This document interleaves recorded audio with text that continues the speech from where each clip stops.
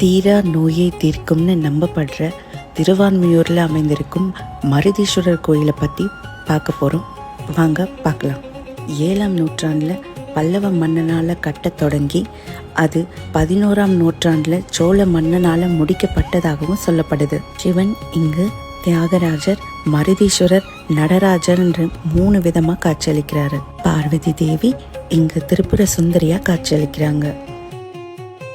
வன்னி மரம் இங்கு ஸ்தல விருட்சமாக கருதப்படுகிறது.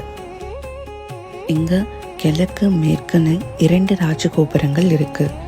மேற்கிலிருந்து 3 நுழைவாயில் இருப்பதாகவும் கிழக்கு வழியே 1 நுழைவாயில் இருப்பதாகவும் சொல்லப்படுது.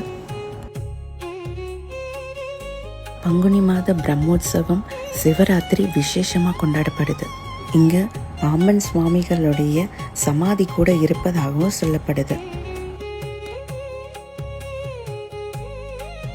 இங்க தியாகராஜ சுவாமி சபா மண்டபம் இருக்கு. கடந்த 11 வருடங்களா இந்த மண்டபத்துல தினமும் திருமுறை பாடப்படுது.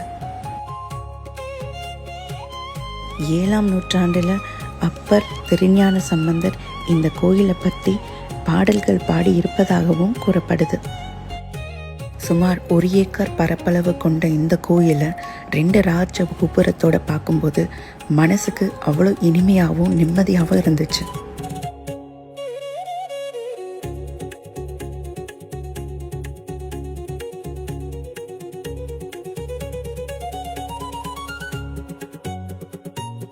இங்க இருக்க சிவனை வணங்குறதால தீரா நோயும் தீர்ந்து போகுன்றத எல்லாராலையும் நம்பப்படுது.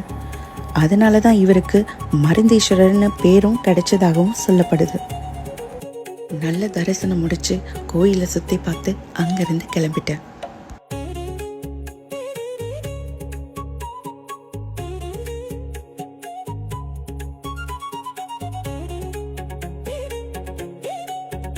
நீங்களும் ஒரு சிவன் பக்தனாக இருந்தால் இந்த கோயிலுக்கு போகலாம்பான்னு உங்கள் ஃப்ரெண்டை டேக் பண்ணி விடுங்க.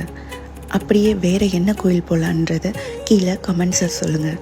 நான் அடுத்த வாரம் வேறு கோயில், அந்த கோயிலோட இன்ஃபர்மேஷனை உங்களுக்காக கொண்டு வரேன்.